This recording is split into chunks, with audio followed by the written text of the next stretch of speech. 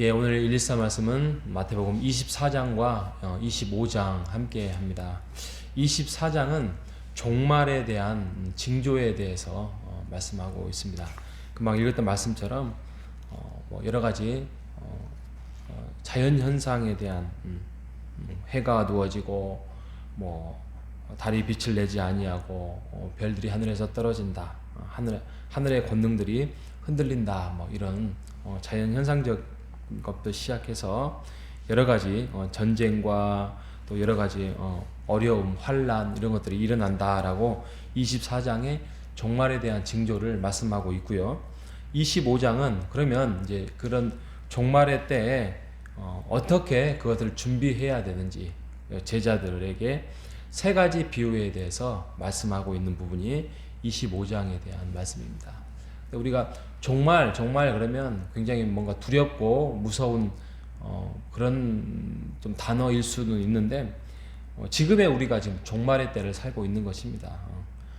종말이라면 예수님이 왔던 초림과 그리고 예수님이 다시 오시겠다는 그 재림 사이에 그 조림이 그게 종말이지요. 그러니까 우리가 지금 예수님이 아직 두 번째 재림 오시겠다라고 오시기 전이기 때문에 우리가 종말의 때를 살고 있습니다.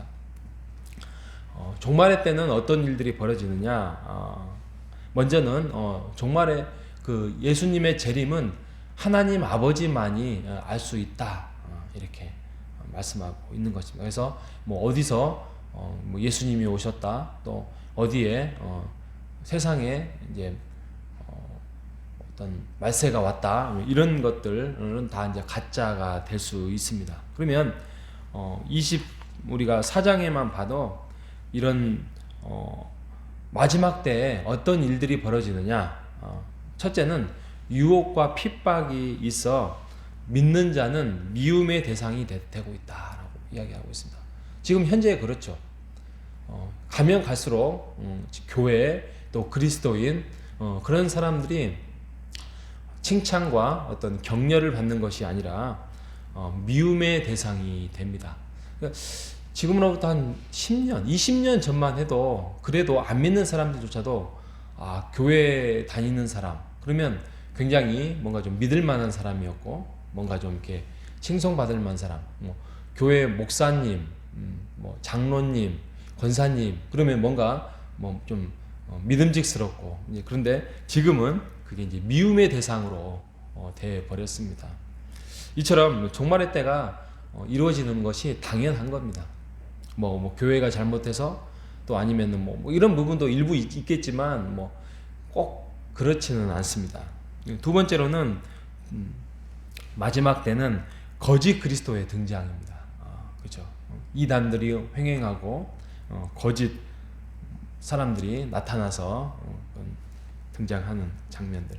그리고 세 번째로는 많은 재난들이 일어나죠. 지금 그러고 있지 않습니까? 지금 지진이라든지 또 해일이라든지 쓰나미라든지 그런 어려움들이 많이 일어나는 마지막 때죠. 그리고 전쟁이 일어나고 있습니다. 지금도 러시아 우크라이나 전쟁부터 시작해서 또 각처에 여러 가지 크고 작은 전쟁들이 일어나고 있습니다.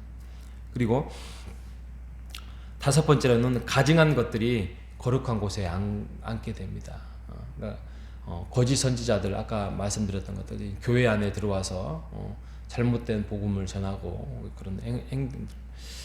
마지막 여섯 번째로는 천국 복음이 모든 민족에게 전해진다라고 종말의 때 말하고 있습니다. 지금도 성경은 번역되고 있고 또 오지에 선교사들이 복음을 전하고 있는 상황입니다. 이처럼 마지막 때에 이런 징조들이 점점 나타나고 있고 하나님의 때에 이제 예수 그리스도의 재림이 이루어지고 있다라고 우리가 그런 시대를 살아가고 있습니다. 그때 우리는 그러면 어떻게 준비해야 되는가? 한마디로 말하면 인내하고 깨어 있으라라고 말씀을 하고 있습니다. 그러면서 25장이 세 가지 비유가 있습니다. 보통 세 가지 비유 그러면 10달 양 이렇게 이야기를 합니다. 10처녀, 달란트, 그다음에 양과 염소 비유, 그래서 10달량 비유라고 25장이 말씀하고 있는데, 이 내용은 아까 금방 말씀드렸던 것처럼 인내하고 깨어 있으라라는 비유입니다. 그래서 10처녀의 비유는 이제 등불 비유죠. 그래서 늘 깨어 있고 준비해야 되는, 그래서 등을 들고 있는 처녀들이 신랑을 맞이하는 그런 준비하는, 그래서 그 등불을 준비하지 못한 사람들에게 미련한, 그래서 하나님의 나라에 들지 못하는 이런 준비에 대해서 말씀을 하고 있고요. 달란트는 5달란트, 2달란트, 1달란트 이렇게 배분을 했는데, 결국에는 1달란트의 사람이, 이 사람은 많이 남기는 것이 중요한 게 아닙니다. 그 주인이 명령한 대로 충성되게 했느냐, 이게 핵심인 거죠. 근데 그것을 자기의 핑계와 이 본문에 보면 25장